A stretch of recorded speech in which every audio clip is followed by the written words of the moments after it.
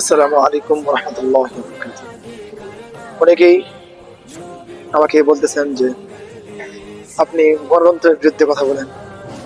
গণতন্ত্র তো ভালোই, গণতন্ত্র যদি ভালো না হতো তাহলে বর্তমান পৃথিবীর বেশিরভাগ দেশেই গণতন্ত্র আইন চলতেছে, গণতন্ত্র মানুষ গ্রহণ করেছে।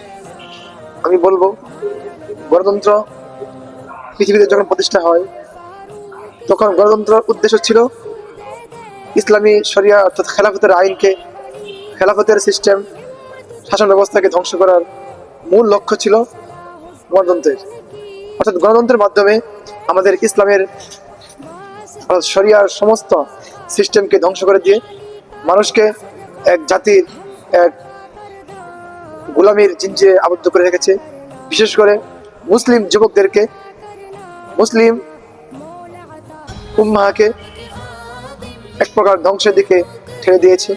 আজ আমরা মুসলিম যুবক হয়ে, মুসলিম ঘরে সন্তান হয়েও পাশ্চাত্যদের অনুসরণ করি, পাশ্চাত্যের গোলামি করি।